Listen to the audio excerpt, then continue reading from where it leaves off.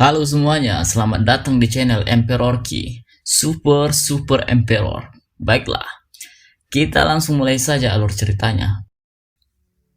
Dowling sedikit terkejut mendengar orang itu mengukir namanya di usia 10 tahun. Orang itu sangat menentang tatanan alam. Dowling tidak tahu kenapa, tapi Ki yang dilepaskan tadi terasa tidak asing baginya. Seperti dia pernah bertemu orang itu, tapi entah di mana. Nama orang tersebut begitu mengintimidasi, sangat mengerikan. Orang itu paling dihormati di eranya, di generasinya. Dia ditakdirkan untuk menekan ribuan seniman bela diri, jadi yang paling menonjol nomor satu. Hanya membicarakan namanya saja membuat banyak orang marah. Dalam seketika, monumen kecil bela diri memberikan hasil. Qianling yang merupakan peringkat 89 sebelumnya tiba-tiba menghilang dan digantikan oleh Qian Yao yang menempati peringkat 89. Menurut Dowling, sepertinya Qian Yao membatasi kekuatannya, padahal namanya bisa lebih tinggi. Murid yang lain juga menilai Qian Yao tidak ingin mengungkapkan kekuatannya. Banyak seniman bela diri melakukan hal itu karena tidak ingin menjadi sasaran pasukan musuh. Kemudian, tiba-tiba monumen kecil seni bela diri mengeluarkan energi yang menyilaukan dan harta karun. Jika monumen kecil bela diri memuntahkan harta, potensi ratu kecil hanya di sekitar peringkat 89. Monumen kecil bela diri memberi hadiah Ratu Qian Yao sebuah harta. Itu merupakan sebuah kesempatan besar yang tidak terjadi dalam beberapa tahun ini. Dewa bela diri pertama mengambil harta pertama, dan itu adalah seluruh tanah yang dalam. Dowling menjadi penasaran tentang harta apa yang akan didapatkan oleh Qian Yao. Orang yang di 30 terbaik akan mendapatkan harta dari monumen kecil bela diri. Jadi, kejadian ini tidak diperkirakan. Harta monumen kecil bela diri sangat luar biasa, termasuk harta kuno, skill kuno, dan holy elixir. Dowling berpikir, jika memang ada banyak harta di monumen kecil bela diri, lalu kenapa tidak ada orang kuat yang menghancurkan monumen dan mengambil harta di dalamnya? Mendengar hal itu, Ye Yun sedikit terkejut dengan pemikiran aneh Dowling. Menurut Ye Yun, dia sepertinya harus membiarkan Dowling perlahan memahami dunia. Memasuki Physic Tower, diperlukan sebuah token identitas. Untuk sementara waktu, Ye Yun akan membantu Dowling masuk ke Physic Tower menggunakan token identitasnya. Saat Dowling bergabung dengan Akademi Xingchen, maka dia bisa masuk dengan token identitasnya sendiri. Di luar menara, ada banyak sekali orang-orang yang berkerumunan. Sebelum memasuki menara Physic Tower, Ye Yun mengingatkan kepada Dowling agar jangan gagal. Jika ada yang salah di dalam, maka tidak ada yang bisa menyelamatkannya. Seketika, muncul jalan masuk yang seperti Void Array yang bisa menteleportasi seseorang ke dalam menara Physic Tower. Dowling mengatakan kepada Ye Yun bahwa dia akan berhati-hati, karena sepertinya di dalam tidak akan ada kata tenang. Pastinya akan ada pertarungan. Setelah memasuki Physic Tower, Dowling sedikit terkejut karena ruangan yang ada di dalamnya sangat besar, sangat berbeda dengan di luar. Orang tidak bisa melihat ujungnya dengan sekejap. Bahkan ada banyak murid di dalamnya yang mungkin juga sedang menguji kekuatannya. Itu adalah harta spesial yang dirumorkan. Dan juga ada tekanan baik di dalamnya bagi Dowling secara terus-menerus antara langit dan bumi. Tekanan itu dapat menguatkan tubuhnya. Itu merupakan sebuah tempat yang hebat, seolah-olah memang dibuat khusus untuk Dowling. Dia sangat bahagia berada di dalam Physics Tower. Dia mulai menjelajahi bagian lantai yang ada di Physics Tower. Lantai pertama dilaluinya dengan mudah. Lantai kedua, tekanannya 2 kali dari lantai pertama. Tapi itu masih belum cukup bagi Dowling. Lantai 3 dan lantai keempat dilewatinya dengan cukup mudah. Namun, pada saat berada di lantai kelima, Dowling merasakan tekanan langit dan bumi seperti 10.000 batu jin dijatuhkan padanya, dan itu membuat tubuhnya menegang seketika. Tetapi, sekarang ada kabut di samping energi vital yang beberapa kali lebih kuat dari lantai 4. Energi itu ternyata bisa menguatkan tubuh secara otomatis, tempat yang sangat diberkahi. Jika seseorang berlatih di Physics Tower dalam waktu yang lama, maka tubuhnya akan sepenuhnya terlatih. Tiba-tiba, seseorang meminta agar murid yang lain agar minggir, termasuk Dowling, supaya tidak menghalangi jalan tuan mudanya. Orang yang akan lewat adalah seorang raksasa. Murid yang lain sangat takut dengan mereka dan segera minggir dari jalan tersebut. Anggota suku mereka tinggi, yang dewasa, bahkan tingginya sekitar selusin kaki. Mereka juga sangat kuat. Raksasa merupakan ras langka. Dikabarkan bahwa ada raksasa yang sangat kuat yang berdiri setinggi gunung dan memiliki kaki seperti pilar dewa. Namun raksasa itu hanyalah seorang pemuda, dan ada juga yang bersama dengan raksasa tersebut. Dia bernama Wu Penghai. Wu Penghai melihat ke arah Dowling dan mengatakan bahwa Dowling berpakaian seperti pengemis. Dia cukup terkejut karena orang seperti Dowling bisa berada di lantai 5. Berbeda dengan Dowling, dia bahkan tidak beranjak dari tempatnya berdiri. Raksasa tersebut kembali meneriaki Dowling dengan sangat keras untuk memintanya minggir dari jalan tersebut. Jalan ini sudah jelas sangat lebar. "Aku yang tuli, apa kau yang buta?" jawab Dowling dengan kesal. Murid lain yang mendengarkan Dowling menjawab seperti itu sontak terkejut, seolah-olah berpikir beraninya Dowling berbicara di hadapan raksasa seperti tadi. Raksasa yang mendengarnya pun menjadi emosi dan langsung menyerang Dowling. Dia meminta Dowling mengakui kesalahannya dan berlutut segera mungkin. Raksasa itu menggenggam kepala Dowling dengan tangannya yang besar. Tetapi Dowling hanya tersenyum atas perbuatan raksasa tersebut. Dengan mudahnya, Dowling melemparkan raksasa tersebut ke atas seperti melempar batu. Raksasa pun menjadi semakin marah. Kali ini, dia bukan hanya ingin Dowling untuk berlutut, tetapi ingin mengakhiri riwayat hidup Dowling. Hanya kematian yang mencukupi atas perbuatan Dowling. Wu Penghai mengira bahwa perlawanan yang dilakukan oleh Dowling cuma akan menghasilkan kematian, karena raksasa pada dasarnya sangat kuat dan menangani Dowling sangatlah mudah. Raksasa itu kembali menyerang Dowling, mengepalkan tinjunya dengan sangat kuat dan mengarahkannya ke Dowling sambil berteriak dengan semangatnya. Dowling pun mengepalkan tangannya menyambut kedatangan raksasa. Mereka berdua beradu tinju dengan sangat kuat hingga munculnya aura dari pukulan mereka. Tapi sayangnya tangan raksasa tersebut kesakitan. Satu serangan dari Dowling dapat meretakkan lengan kanannya. Raksasa tersebut mampu menahan pukulan Dowling. Tanpa berhenti, Dowling melompat ke arah raksasa dan menghajarnya secara bertubi-tubi. Raksasa tersebut pasrah tanpa perlawanan.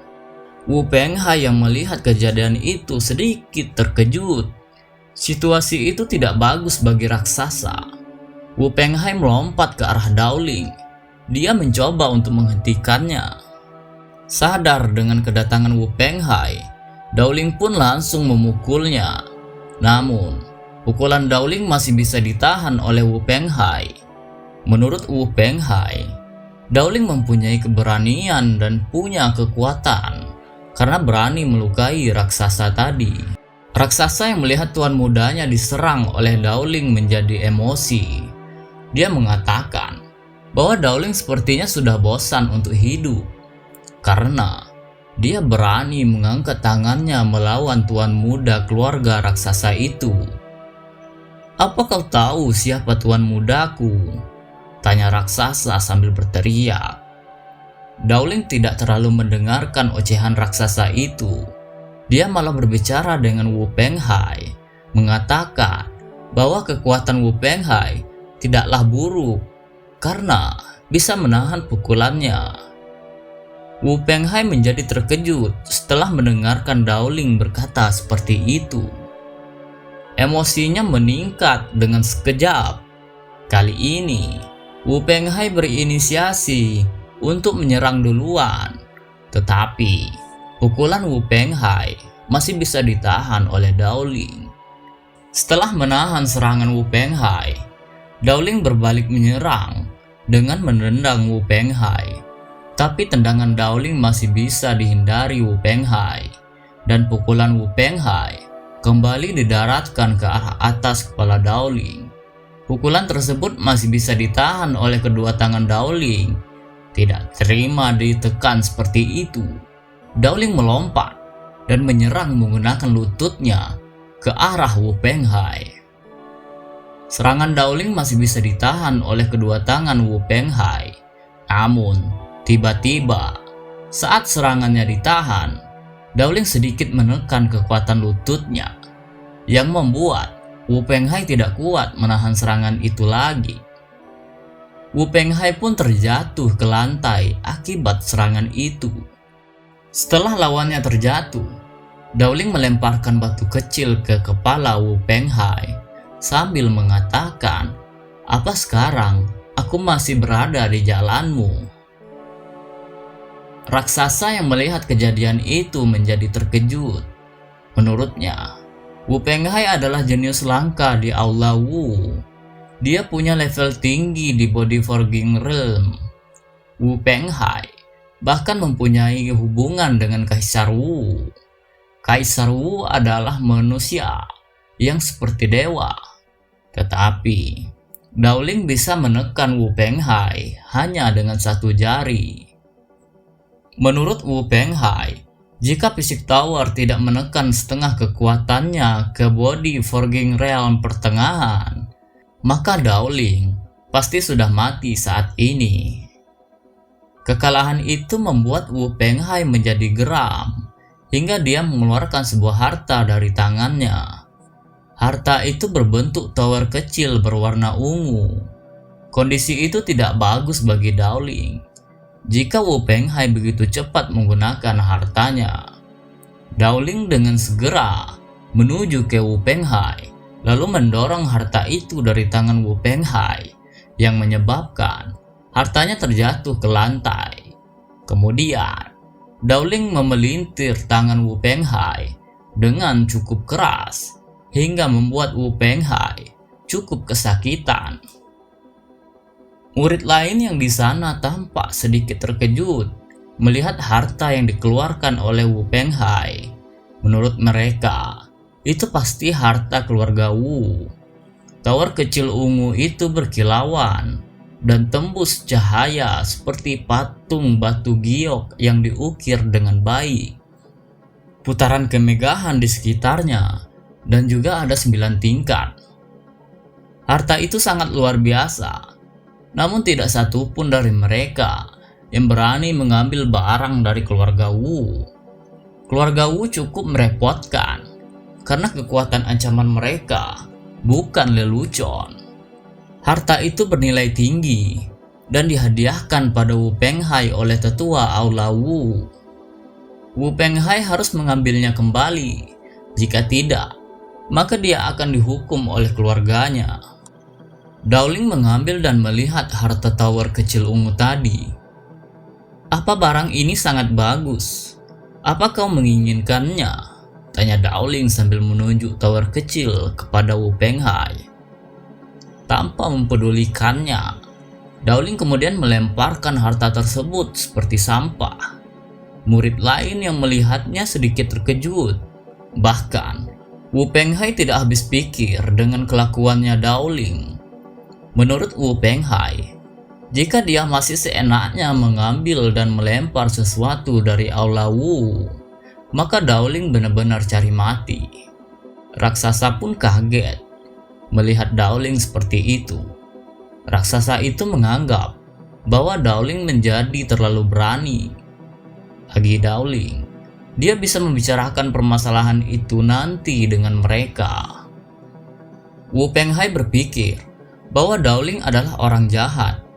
Jika dia mati sekarang, maka tidak ada seorang pun yang akan menolongnya. Wu Penghai mencoba menjebak Dowling dengan berteriak keras, mengatakan bahwa Dowling menginginkan hartanya dan ingin merampoknya. Dia berteriak keras agar murid lain di sana mendengar ucapannya. Bagi Dowling, yang dilakukan oleh Wu Penghai merupakan fitnah biasa. Dalam seluruh hidupnya, Dowling akan jadi menjijikkan jika dia mencuri tanpa alasan. Setelah mendengar yang dikatakan oleh Wu Penghai, sontak hal itu membuat emosi Dowling meningkat. Dowling menyerang Wu Penghai dengan emosi. Namun, Wu Penghai telah memegang sebuah harta di tangannya. Wu Penghai tidak ingin membuang waktunya dengan Dowling. Dia mengaktifkan hartanya hingga muncul asap berwarna kehijauan. Dalam seketika, Wu Penghai dan pengawalnya menghilang. Giok pesona barusan merupakan harta untuk kabur. Mereka berdua menyelinap pergi. Sebelum pergi, Wu Penghai masih sempat mengambil harta tower kecil ungunya yang tadi dibuang oleh Dowling. Wu Penghai tidak menyangka akan sulit untuk kabur dari Dowling sampai dia harus menggunakan harta untuk melakukannya. Namun, raksasa itu memanggil tuan mudanya beberapa kali karena dia tampak terkejut melihat Dowling yang begitu cepat menghampiri mereka. Wu Penghai menganggap jika raksasa itu terkejut karena melihat giok magis yang dikeluarkan tadi. Dia meminta agar raksasa tersebut tidak membuat keributan tanpa alasan. Raksasa tersebut kembali meyakinkan Wu Penghai, namun dia berbicara terbata-bata karena saking takutnya melihat Dowling. Wu Penghai menganggap bahwa raksasa itu mungkin dipukuli dengan cukup keras sampai dia tidak mengeluarkan kalimat apapun dari mulutnya. Kemudian, Dowling memegang pundak Wu Penghai sambil mengatakan bahwa dia tahu mereka akan kembali ke sini untuk mengambil harta tower kecil ungu. Ketika Wu Penghai menghadap ke belakang, Dowling memasang muka horornya. Wu Penghai berkeringat dan berteriak dengan keras karena kaget melihat Dowling seperti itu. Mereka pergi dengan cepat. Murid lain yang melihat hal itu cukup terheran-heran. Wu Penghai meninggalkan banyak hartanya di sana. Pada setumpuk harta itu, Dowling melihat sebuah botol obat. Di dalam botol itu terdapat pil Bloody Soul. Dowling pernah melihat eliksir itu di buku kuno. Obat itu bisa mengeraskan tubuhnya. Saat ini, Dowling memang membutuhkan obat seperti itu. Dowling terheran karena orang-orang menjauh dari harta keluarga Wu. Dia berpikir, mungkin mereka lebih kaya dan tidak peduli dengan perlengkapan ini. Sementara itu, murid lain yang melihat keadaan tadi berpikir bahwa Dowling adalah seorang penjahat. Dia sangat menakutkan. Mereka tidak ingin mendekat karena tidak ingin dibersihkan juga seperti Wu Penghai. Karena tidak ada seorang pun yang menginginkan harta yang berserakan itu, maka Daoling akan mengumpulkan item untuknya sendiri. Jangan lupa like, komen, dan subscribe ya. Bye bye.